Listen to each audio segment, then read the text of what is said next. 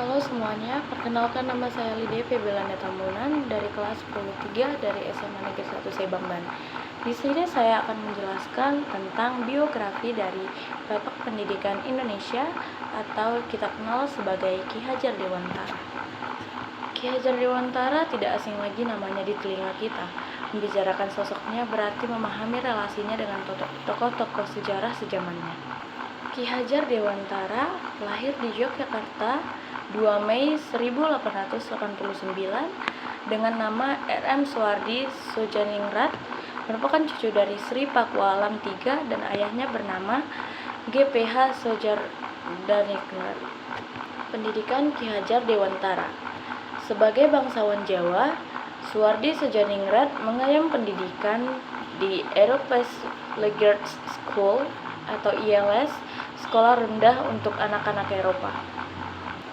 Soehardi Soejaningrat atau Ki Hajar Dewantara selain mendapatkan pendidikan formal di lingkungan Istana Pakualam, juga mendapatkan pendidikan formal antara lain yang pertama, European Legat School atau ILS atau Sekolah Belanda III, Quake School atau Sekolah Guru di Yogyakarta, dan yang terakhir School of Leading Fast Indigenous Arts atau Stovia, sekolah kedokteran yang berada di Jakarta.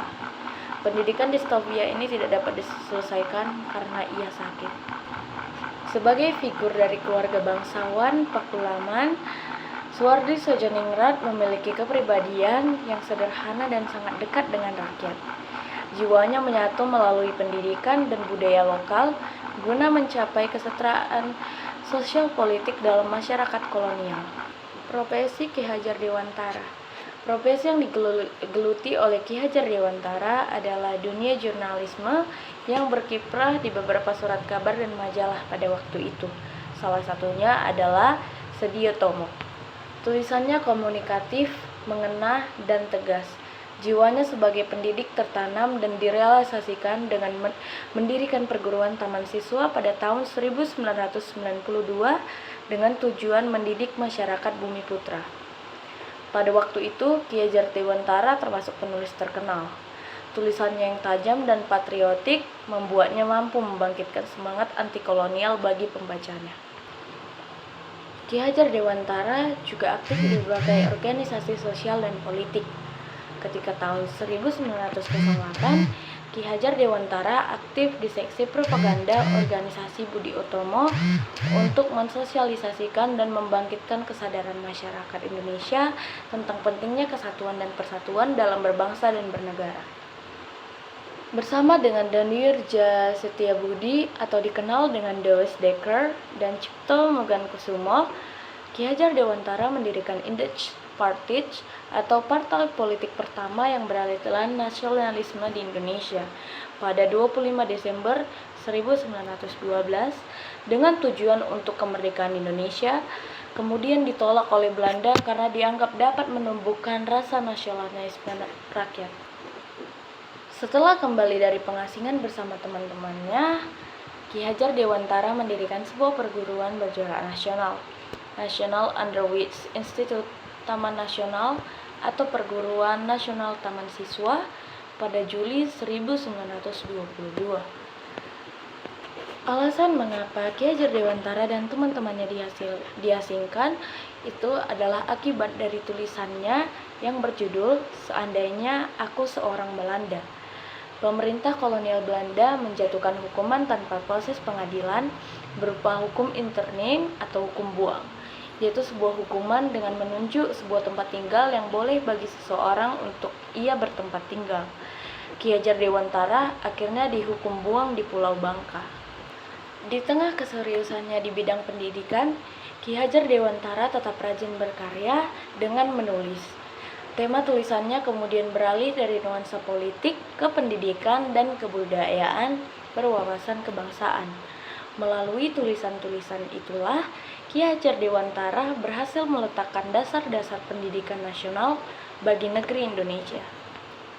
Di tengah keseriusan Ki Hajar Dewantara untuk menumbuhkan rasa perjuangan kepada rakyat Indonesia, Belanda juga mengadakan usaha bagaimana cara melemahkan perjuangan gerakan politik yang dipelopori oleh Taman Siswa. Tindakan kolonial Belanda tersebut adalah Onderwijsondernatië atau OO 1932 atau Ordinasi Sekolah Liar yang dicanangkan oleh Gubernur Jenderal pada 17 September 1932. Media massa Indonesia hampir semuanya menentang ordonasi tersebut. Karena aksi itu, akhirnya Gubernur Jenderal membatalkan ordinasi tersebut. Perjuangannya di bidang pendidikan dan politik inilah membuat pemerintah Indonesia menghormatinya dengan berbagai jabatan dalam pemerintahan Republik Indonesia. Di antaranya adalah mengangkat Ki Hajar Dewantara sebagai Menteri Pendidikan dan Kebudayaan 1950, mendapat gelar doktor honoris causa dari Universitas Gadjah Mada 1959, serta diangkat sebagai pahlawan nasional pada tahun 1959. Wafatnya Ki Hajar Dewantara. Perjuangan Ki Hajar Dewantara belum selesai untuk mendidik penerus bangsa. Namun ia sudah wafat terlebih dahulu pada 26 April 1959 dan dimakamkan di pemakaman keluarga Taman Siswa Wijaya Brata, Yogyakarta. Tanggal kelahiran dari Bapak Pendidikan ini dijadikan sebagai Hari Pendidikan Nasional, yaitu diperingati setiap tanggal 2 Mei. 3 konsep trilogi Ki Hajar Dewantara yaitu Ing Ngarsa Sung Tulada, Ing Madya Mangun Karsa, dan Tut Wuri Handayani. Ing Ngarsa Sung Tulada yang berarti bahwa pendidik yang berada di depan hendaknya menjadi contoh untuk para siswanya yang ada di belakang. Ing Madya Mangun Karsa yang bermakna ialah seseorang di tengah harus juga mampu melibatkan diri, membangkitkan atau mengunggah semangat. Dan yang terakhir adalah Tut Wuri Handayani yang berarti seseorang harus memberikan dorongan moral dan semangat kerja dari belakang. Tut Wuri Handayani merupakan simbol yang dipakai dalam dunia pendidikan dan dalam Kementerian Pendidikan Indonesia sampai saat ini.